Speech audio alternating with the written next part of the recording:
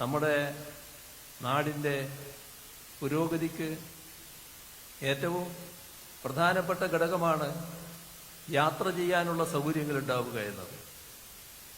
പക്ഷേ 2016 നമ്മുടെ നാടിൻ്റെ അവസ്ഥ എന്തായിരുന്നു? നമ്മുടെ നാടിൻ്റെ ഏതെങ്കിലും ഭാഗത്ത് മര്യാദയ്ക്ക് യാത്ര ചെയ്യാൻ പറ്റുമായിരുന്നോ? അതിനു പറ്റിയ റോഡുകളുണ്ടായിരുന്നോ? ഏറ്റവും പ്രധാനപ്പെട്ട റോഡ് എവിടെയും നാഷണൽ ഹൈവേ ആണല്ലോ. ആ നാഷണൽ ഹൈവേ നമ്മുടെ സംസ്ഥാനത്ത് ആ രീതിയിൽ പ്രവർത്തിച്ചിരുന്നോ? നമ്മുടെ നാഷണൽ ഹൈവേ ഗ്രാമീണ റോഡുകളെക്കാളും മോശമായ അവസ്ഥയിലായിരുന്നു. മറ്റ് സംസ്ഥാനങ്ങളിലെല്ലാം നാഷണൽ ഹൈവേയുടെ വികസനം വലിയ തോതിൽ നടന്നു. കേരളീയര് നമ്മുടെ അതിർത്തി കടന്ന് മറ്റ് സംസ്ഥാനങ്ങളിൽ ചെന്നാൽ അവർ കാണുന്നത് നല്ല നാഷണൽ ഹൈവേകളാണ്. മാത്രമല്ല, നമ്മുടെ മലയാളി രാജ്യത്തിൻ്റെ വിവിധ ഭാഗങ്ങളിലും ലോകത്തിൻ്റെ വിവിധ ഭാഗങ്ങളിലും എത്തിപ്പെടുന്നവരും ജീവിക്കുന്നവരുമാണ്. അവിടെയെല്ലാം കാലത്തിൻ്റെ മാറ്റത്തിനനുസരിച്ചുള്ള പുരോഗതി ഗതാഗത മേഖലയിൽ വന്നതായി അവരെല്ലാം കാണുന്നു. പക്ഷേ അവർ നാട്ടിൽ വരുമ്പോൾ അങ്ങേയറ്റം പരിതാപകരമായ നില, എൻ്റെ നാട് ഇങ്ങനെയായിപ്പോയി, ഇതിന് മാറ്റം ഉണ്ടാകില്ല എന്നൊരു വല്ലാത്ത മാനസികാവസ്ഥയിൽ ആളുകൾ എത്തുന്ന നില. 2016 LDF ജനങ്ങളോട് പറഞ്ഞ കൂട്ടത്തിൽ നാഷണൽ ഹൈവേയുമായി ബന്ധപ്പെട്ട പ്രശ്നങ്ങൾ പരിഹരിക്കുമെന്ന് പറഞ്ഞിരുന്നു. LDF ഗവൺമെൻറ് അതുമായി ബന്ധപ്പെട്ട് നാഷണൽ ഹൈവേയുടെ ആളുകളെ ബന്ധപ്പെട്ടു. അപ്പോൾ കാണാൻ കഴിഞ്ഞ എന്താ? നാഷണൽ ഹൈവേ അതോറിറ്റി കേരളത്തിലൊന്നും നടക്കില്ല എന്ന നിലക്ക് തിരിച്ചു പോയിരിക്കുന്നു. ഇവിടെ നമ്മുടെ സംസ്ഥാനത്ത് നാഷണൽ ഹൈവേ വികസനവുമായി ബന്ധപ്പെട്ട് അനാവശ്യമായ തർക്കവിതർക്കങ്ങൾ വലിയ തോതിൽ ചിലർ ഉയർത്തിക്കൊണ്ടുവരികയായിരുന്നു. നമ്മുടെ ചില താർക്കിക വിദഗ്ധർ അവർ 2016 മുൻപ് ഒരുപാട് കണക്കുകൾ അവതരിപ്പിക്കുന്നത് നാം കേട്ടിട്ടുണ്ട്. ഒരു ബസ്സിൻ്റെ വീതി, അപ്പോൾ ആ ബസ്സിന് റോഡിലൂടെ പോകാൻ കണക്കാക്കേണ്ട ആ വീതിക്കനുസരിച്ചിട്ടുള്ള സ്ഥലമല്ലേ വേണ്ടു. രണ്ടാമതൊരു ബസ് പോകണം, അതിനും ഉള്ള സ്ഥലം. അപ്പോൾ ഈ ബസ്സിൻ്റെ വീതി കണക്കാക്കി 2 ബസ്സുകൾ ഒന്നിച്ച് സഞ്ചരിക്കാൻ വേണ്ട സ്ഥലം ഇത്രയേ വേണ്ടൂ എന്ന് കണക്കാക്കിക്കൊണ്ട് നാഷണൽ ഹൈവേക്ക് ആവശ്യമായ സ്ഥലം എത്ര എന്ന് കണക്കുകൂട്ടുന്ന താർക്കിക വിദഗ്ധരെ നമ്മൾ കണ്ടിരുന്നു. അവരുടെ വാദവും അവതരിപ്പിച്ചിരുന്നു. ഒരു ഘട്ടത്തിൽ അന്നത്തെ UDF സർക്കാർ നാഷണൽ ഹൈവേയുമായി ബന്ധപ്പെട്ട് സ്ഥലം ഏറ്റെടുക്കേണ്ടത് എത്ര എന്ന് നിശ്ചയിക്കുന്നതിന് എല്ലാ രാഷ്ട്രീയ പാർട്ടികളുടെയും യോഗം ചേർന്നു. ആ യോഗത്തിൽ എല്ലാവരും കൂടി ഏകണ്ഠമായൊരു തീരുമാനമെടുത്തു. അത് 45 മീറ്റർ വീതിയിലെങ്കിലും സ്ഥലമെടുക്കണമെന്നാണ്.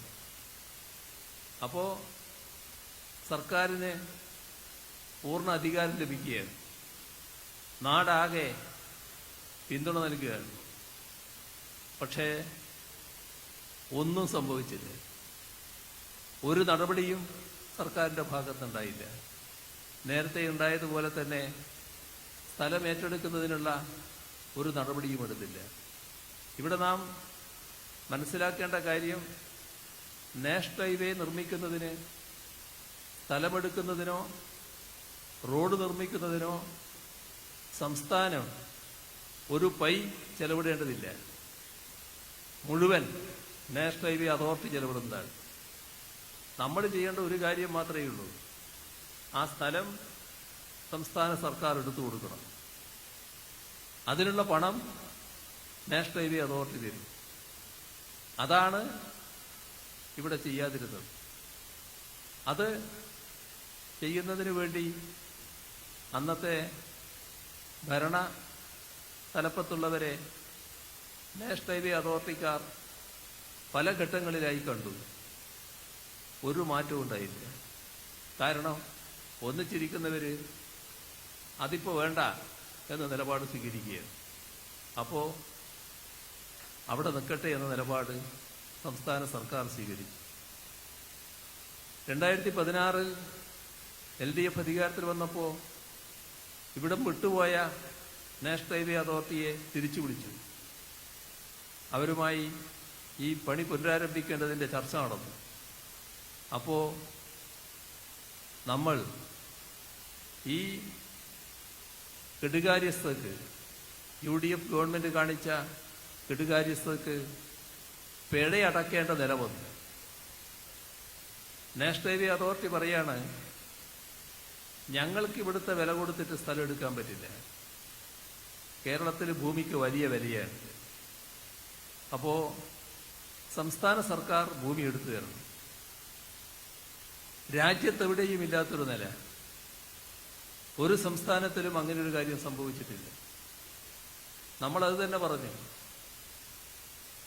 സംസ്ഥാനമല്ല ഇതെടുക്കേണ്ടത്, നിങ്ങളാണ് എടുക്കേണ്ടത്. പക്ഷേ തർക്കമായി. നമ്മുടെ സ്ഥിതി എന്താ? നമ്മൾ ഗതികേടിലാണ്. നമ്മുടെ നാട്ടിന് നാഷണൽ ഹൈവേ വികസനം വേണോ വേണ്ടേ? നമ്മുടെ മുന്നിൽ വേറെ വഴികളൊന്നുമില്ല. നാഷണൽ ഹൈവേ വികസനം വേണം. സംസ്ഥാനം മുഴുവൻ പണവും ചെലവിട്ടുകൊണ്ട് ഈ പണി നടത്താൻ കഴിയുന്നതല്ല. അപ്പോൾ നാഷണൽ ഹൈവേ അതോറിറ്റി തന്നെ ആ പണി നടത്തണം. ഇതുമായി ബന്ധപ്പെട്ട് പിന്നീട് ചർച്ചകളായി.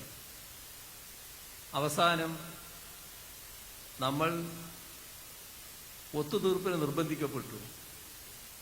കാരണം വേറെ വഴിയില്ല. നാഷണൽ ഹൈവേ വരണമെങ്കിൽ നമ്മൾ ഒരു ഭാഗം വഹിക്കേണ്ടി വരുന്നു. അന്നുണ്ടായ ഒത്തുതീർപ്പ് ആ സ്ഥലമെടുക്കുന്നതിന് വേണ്ടിവരുന്ന ചെലവിൻ്റെ 25% സംസ്ഥാനം നൽകണം. ഗതികേട് നമ്മളെ അവിടെ എത്തിച്ചു. വേറെ വഴിയില്ല. എത്രയാ? 5600 കോടി രൂപ UDF കാണിച്ച കെടുകാര്യസ്ഥക്ക് കേരളം നൽകേണ്ടി വന്ന പിഴയാണത്. ഇപ്പോൾ നാഷണൽ ഹൈവേ അതോറിറ്റിയുടെ പണി അങ്ങ് തലപ്പാടി മുതൽ കാസർഗോഡ് മുതൽ തിരുവനന്തപുരം വരെ നടക്കുകയാണ്. ഈ റോഡിലൂടെ സഞ്ചരിക്കുന്നവരാണ് നമ്മളെല്ലാവരും. അങ്ങനെ സഞ്ചരിക്കുന്നവരുടെ മനസ്സിൽ വലിയ കുളിർമയാണ് അനുഭവപ്പെടുന്നത്. ഒരുപാട് സ്ഥലങ്ങളിൽ പൂർണ്ണതയിലെത്തി. ആ പൂർണ്ണതയിലെത്തിയ റോഡിലൂടെ ഇപ്പോൾ സഞ്ചരിക്കാൻ നല്ല വേഗതയിൽ ആ റോഡിലൂടെ പോകാൻ കഴിയുന്നു. 6 വരി പാത പൂർണ്ണമായിരിക്കുന്നു. അപ്പോൾ ആ റോഡിലൂടെ സഞ്ചരിക്കുന്ന ആളുകൾ നല്ല കുളിർമ അനുഭവപ്പെട്ട് തൊട്ടടുത്ത റീച്ചിലെത്തുമ്പോഴായിരിക്കും ചിലപ്പോൾ ആ പണി പൂർണ്ണതയിലെത്താത്തത് കാണുന്നത്. പക്ഷെ അവർക്ക് വിഷമം തോന്നുന്നില്ല. കാരണം ഏതാനും നാളുകൾ, ആഴ്ചകൾ, മാസങ്ങൾ പിന്നിട്ടാൽ ഈ റോഡും പഴയ റോഡിൻ്റെ അതേ റോഡിൻ്റെ അവസ്ഥയിലേക്ക് എത്തും. അപ്പോൾ നല്ല രീതിയിൽ മാറ്റം. ഇവിടെ ചിന്തിക്കേണ്ട ഒരു കാര്യമേ ഉള്ളൂ. നമ്മുടെ സംസ്ഥാനത്ത് 2016 UDF ആണ് അധികാരത്തിൽ വന്നിരുന്നെങ്കിൽ ഇത്തരമൊരു മാറ്റം സംഭവിക്കുമായിരുന്നോ? പഴയ അതേ അവസ്ഥ തുടരുമായിരുന്നു. മാറ്റം വന്നത് LDF അധികാരത്തിൽ വന്നുകൊണ്ട് മാത്രമാണ്. ഇതാണ് വസ്തുത. നമ്മുടെ കേരളത്തിൽ ഇത് മാത്രമല്ല, ഇപ്പോൾ ഗെയിലിൻ്റെ ഒരു പൈപ്പ് ലൈൻ, അതുമായി ബന്ധപ്പെട്ട് സ്ഥലം ഏറ്റെടുത്ത് കൊടുക്കാൻ സർക്കാർ തയ്യാറായില്ല. അവരും സ്ഥലം വിട്ടു. നമ്മുടെ കൂടെ ആ പണി തുടങ്ങിയവരെല്ലാം സംസ്ഥാനങ്ങൾ അത് പൂർത്തിയാക്കി. 2016 LDF അധികാരത്തിൽ വന്നപ്പോൾ അവരെല്ലാം തിരിച്ചു വിളിച്ചു. ഈ ഗെയിലുകാരെ തിരിച്ചു വിളിച്ചു, ഗ്യാസ് അതോറിറ്റി ഓഫ് ഇന്ത്യയെ. അവര് വന്ന് പണി തുടങ്ങി. ഇപ്പോൾ സുഗമമായി കുറേ കാലമായി ആ പൈപ്പിലൂടെ ഗ്യാസ് പ്രവഹിക്കുകയാണ്. നമ്മുടെ പല സിറ്റിയിലെയും അടുക്കളയിൽ, വീട്ടിൻ്റെ അടുക്കളയിൽ ഇത് പാചകവാതകമായി ഇപ്പോൾ എത്തിയിട്ടുണ്ട്. പല ഫാക്ടറികളിൽ ഇന്ധനമായി എത്തിയിട്ടുണ്ട്. നാടിന് പല രീതിയിൽ ഉപകരിക്കുന്ന ഗ്യാസ്. വൈദ്യുതി രംഗം, നമ്മുടെ സംസ്ഥാനത്തേക്ക് വൈദ്യുതി വഹിച്ചുകൊണ്ടുവരാൻ ഒരു പ്രധാനപ്പെട്ട ലൈനായിരുന്നു എടമൺ കൊച്ചി പവർ ഹൈവേ. കോട്ടയത്തെത്തിയപ്പോൾ അതവിടെ നിന്നു, ഒരു പ്രത്യേക സ്ഥലത്തെത്തിയപ്പോൾ പിന്നെ അതിന് മുന്നോട്ട് പോകാൻ പറ്റുന്നില്ല. അവിടെ ആളുകൾ തടഞ്ഞു.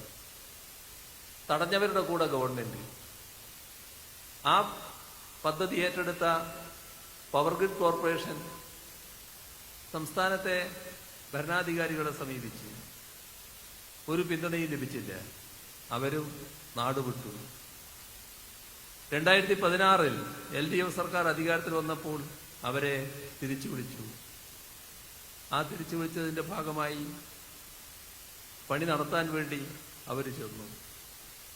അപ്പോൾ പഴയ തടഞ്ഞവര് അപ്പോഴും തടയാൻ മുന്നിട്ട് നിന്നു. അപ്പോഴവർക്ക് മനസ്സിലായി സർക്കാർ എന്താണ്. ഇപ്പോൾ നല്ല സുഗമമായി ആ വൈദ്യുതി ലൈനിലൂടെ വൈദ്യുതി പ്രവഹിക്കുകയാണ്. ഇവിടെ നാം ചിന്തിക്കേണ്ട ഒരു കാര്യം, എന്തിനാണ് സർക്കാർ, എന്താണ് സർക്കാരിൻ്റെ ബാധ്യത? ഒരു പദ്ധതി വരുമ്പോൾ ആ പദ്ധതിക്കെതിരെ വേണ്ടാത്ത ന്യായങ്ങളും പറഞ്ഞ് ഉടക്കിടാൻ വരുന്നവരുടെ കൂടെ നിൽക്കാനാണോ സർക്കാർ? പദ്ധതി നാടിനുള്ളതാണ്, നാടിൻ്റെ താല്പര്യം സംരക്ഷിക്കാനുള്ളതാണ്. നാടിൻ്റെ താല്പര്യത്തോടൊപ്പം നിന്ന് ആ പദ്ധതിയുടെ പ്രവർത്തനം സുഗമമായി നടക്കുന്നതിന് സഹായകരമായ നിലപാടാണ് സർക്കാർ സ്വീകരിക്കേണ്ടത്. അതാണ് UDF സർക്കാരിൻ്റെ ഭാഗത്ത് ഇല്ലാതിരുന്നത്. അതിൻ്റെ ഭാഗമായാണ് ഒന്നല്ല ഇതുപോലുള്ള നിരവധി പദ്ധതികൾ തടയപ്പെട്ടതും നടക്കാതെ പോയതും. എന്താണ് അതുകൊണ്ടുണ്ടായ നഷ്ടം? നമ്മുടെ നാടിനാണ് നഷ്ടമുണ്ടായത്. നാട് കാലത്തിനനുസരിച്ച് നേടേണ്ട പുരോഗതി നേടാൻ പറ്റാത്ത അവസ്ഥയിലായി. ഇതാണ് നാം കാണേണ്ട ഏറ്റവും പ്രധാനപ്പെട്ട കാര്യം.